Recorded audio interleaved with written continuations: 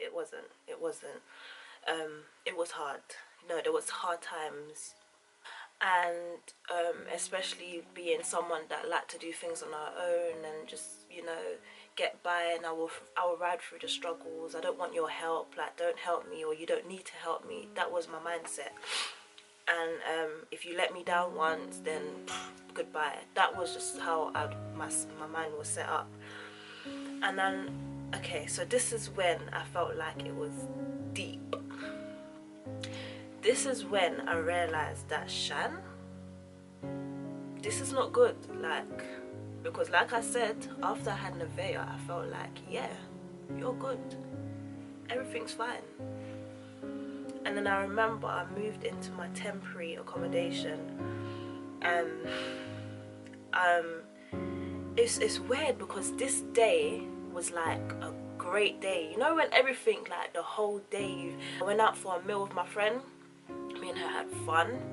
We went out for drinks. We had, like, it was a good day. It was a good night. Yeah, we celebrated her birthday, and I got home, and I remember I was lying in my bed and I couldn't sleep. It's like again, I felt like my mind was getting attacked. Now I can say that because I know, like, this was spiritual. My mind was just getting bombarded with thoughts left, right and center, and I was thinking, no, like, what is this? And this time I was lying in my bed and I sat up. I was lying down and I said, no. So I sat up now and I'm like, what is this? And it's just like I started to, I don't know, I just felt uneasy, and I just couldn't rest. Like, I just felt so restless, and like all these thoughts from the past started to come up again, and I'm thinking about my relationship, like my previous relationship. I was thinking about my relationship with my mum, the fact that I'm here. I felt like I was once again lonely.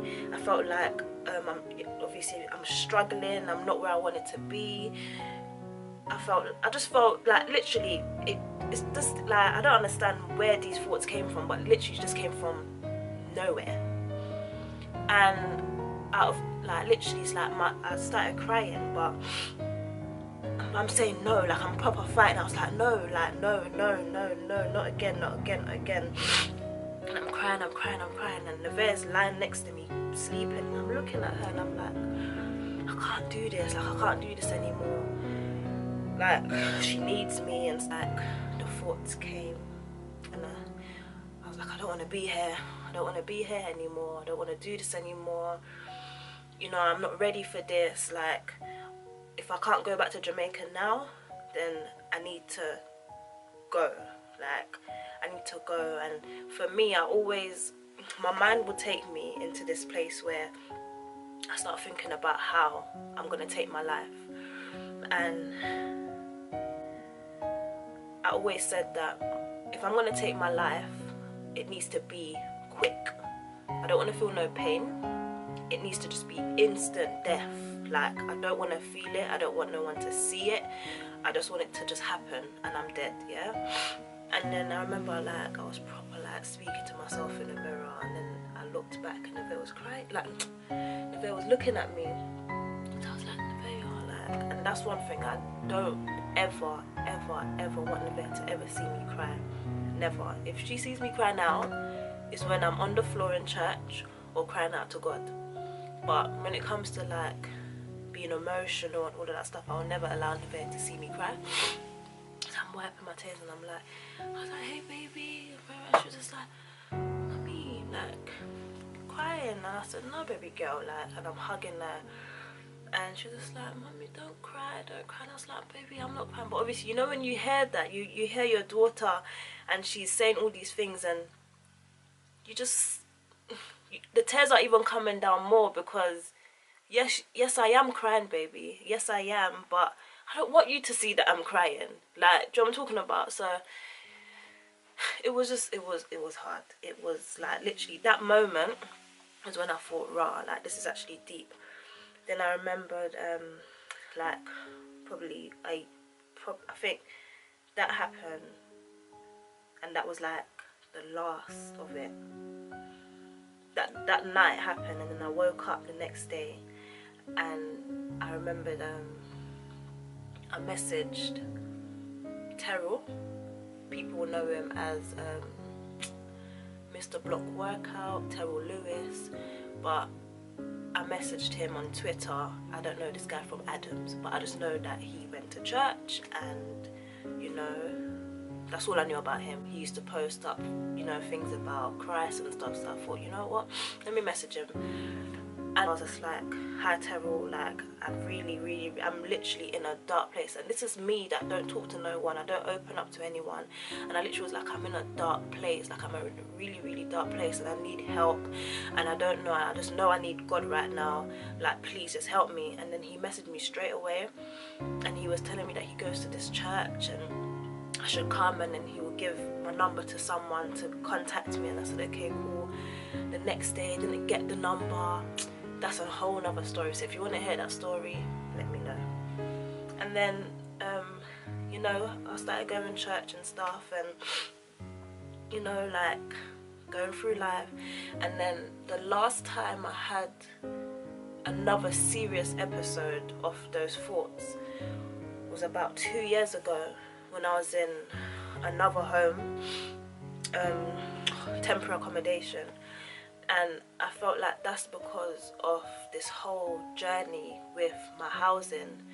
That's a whole other story as well. Like, there's so many stories, but the housing one for me is like the deepest one, because I'm currently still going through the process of getting my temporary permanent. Remembering I was 16 when I got kicked out. I am now 24 and I've been moved around. Like I said, that's a whole nother story. But yeah, the last time I had a thought like that was literally like 2 years ago, and that's because of my current situation now, and I felt like I just wasn't in a good place. But as of today, those thoughts will try and come, but how I overcome it is through prayer. And if it's really deep, I will definitely pick up a fast. I'll read the word, and I just know that those thoughts are not from God. I'm at a place where I know that if those thoughts come, it's the enemy. He's definitely trying to attack me, and he's definitely trying to attack my mind, and obviously this is where everything starts from.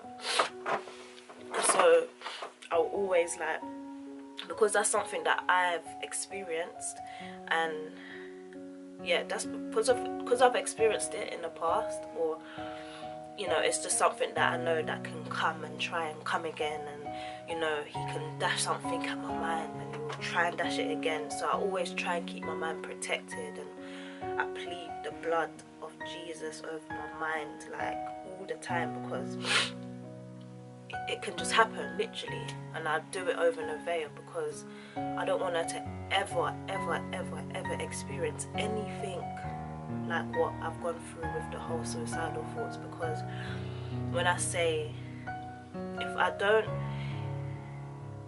think I would ever take my life, obviously because of Nevaeh. I couldn't do it. She needs me. Like, I feel like that's I need to see her grow. So it's like the thoughts will be there, but I will never pick myself up to go and do the actual thing. The thoughts will be there. I'll think literally, like, I will actually imagine myself. I will imagine myself going in a car. I will imagine myself literally taking my pills one by one. I will imagine myself, like, doing a lot of things, but it will never come to pass. I will never ever do that. I couldn't do it to myself.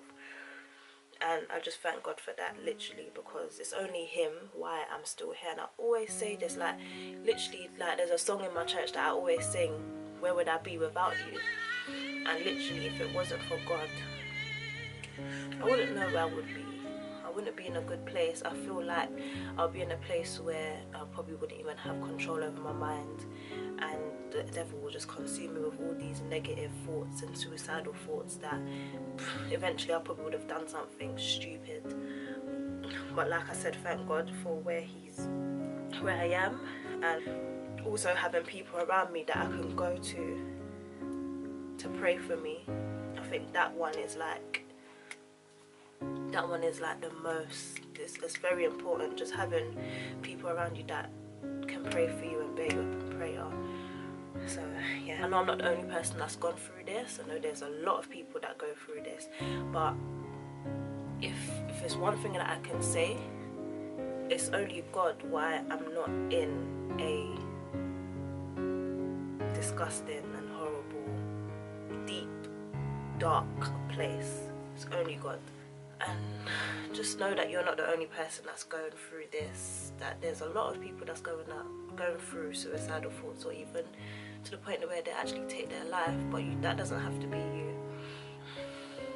Thank you guys, and make sure you like, comment and subscribe to my channel, and I thank you all for sticking with me and being patient with me, and even through my inconsistency you're still sticking by, and I thank you all for that, literally.